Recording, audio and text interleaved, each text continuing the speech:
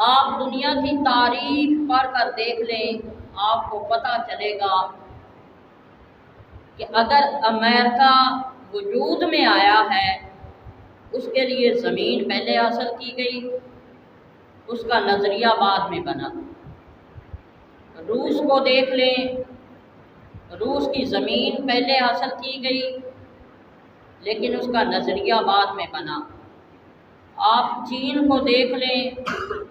چین جہاں ہے زمین پہلے حاصل کی گئی، اس کا نظریہ بعد میں بنا۔ لیکن پاکستان کو وہ انفرادیت حاصل ہے،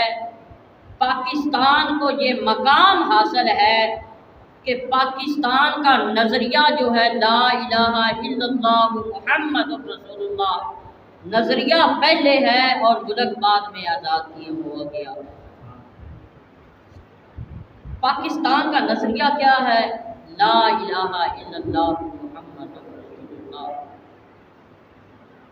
شرعیت کا نفاذ نظریہ پاکستان ہے، اللہ کی عبادت نظریہ پاکستان ہے، نعرہ رسالت نظریہ پاکستان ہے، لا الہ الا اللہ محمد رسول اللہ صلی اللہ علیہ وآلہ وسلم، یہ نظریہ پاکستان ہے۔ کہ کس نظریے کے ساتھ ہمیں یہ آزاد ملک حاصل ہم نے کیوں کیا، کس نظریے پہ کیا، اور ہم کیا کر رہے ہیں، ہمیں کیا کرنا چاہیے، آج ہم یہ باتیں کریں گے۔ دوسری بات یہ یاد رکھنا، ہم نے ہسٹری کے اندر، تاریخ کے اندر پڑھا بھی ہے، اپنے بزرگوں سے سنا بھی ہے، جب پاکستان آزاد ہو رہا تھا تو اس وقت کے جو ہمارے بچے تھے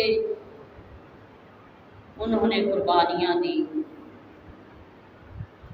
ہمارے گھروں کو مسمار کیا گیا، ہماری دکانوں کو توڑا گیا، ہمارے بزرگوں کو شہید کیا گیا، ہماری عورتوں کی عزتوں کو تار تار کیا گیا۔ اس کے بعد اگر ہمیں ملک حاصل ہوا ہے، اگر پاکستان بنا ہے تو اتنی قربانیوں کے بعد ملا ہے۔ اور یہ بھی یاد رکھنا، میں فخر سے یہ بات کرنا چاہتا ہوں کہ جب پاکستان قائم ہوا، جب پاکستان کو قربانیوں کی ضرورت تھی،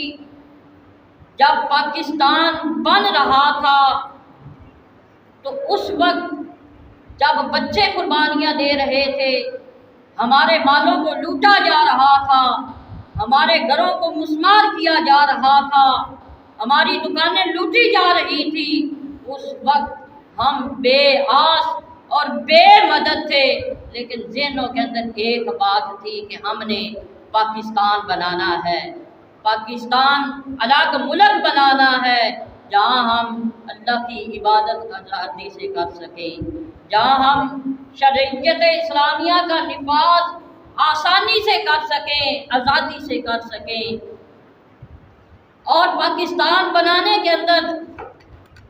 جن لوگوں کا شمار کیا جاتا ہے، ہم ان کو بھی نظر انداز نہیں کر سکتے۔ کچھ لوگ ایسے ہیں جو مجھ سے بڑے ہیں عمر کے اندر، وہ زیادہ جانتے ہیں، لیکن یاد رکھنا کہ جب پاکستان بن رہا تھا تو اس وقت پاکستان بنانے کے اندر جن کا سب سے زیادہ کردار ہے وہ اہل سنت والجماعت تھی۔ آپ تاریخ پڑھ کے دیکھ لیں، آپ کو پتہ چلے گا کہ جب محمد علی جناح نے، قائد اعظم نے پاکستان بنانے کا آغاز کیا، نظریہ قائم ہو گیا، آپ تاریخ پڑھ کے دیکھیں، آپ سب لوگ تاریخ کو جانتے ہیں کہ مینار پاکستان کے پاس جب قرارداد پاکستان پڑھی گئی، وہ پڑھنے والا کوئی اور نہیں تھا، آپ تاریخ اٹھا کر دیکھیں، وہ مولانا ابو الحامد تھے جنہوں نے قرارداد پیش کی تھی، پڑھ کر سنائی تھی۔ اور قائد اعظم محمد علی جناح کے کہنے پر قائد اعظم کے جھنڈے کو، قائد اعظم کے پرچم کو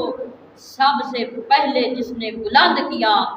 آپ تاریخ پڑھ کے دیکھیں، وہ سید جماعت علی شاہ صاحب تھے، جنہوں نے سب سے پہلے پاکستان کا جھنڈا اٹھایا، پاکستان کا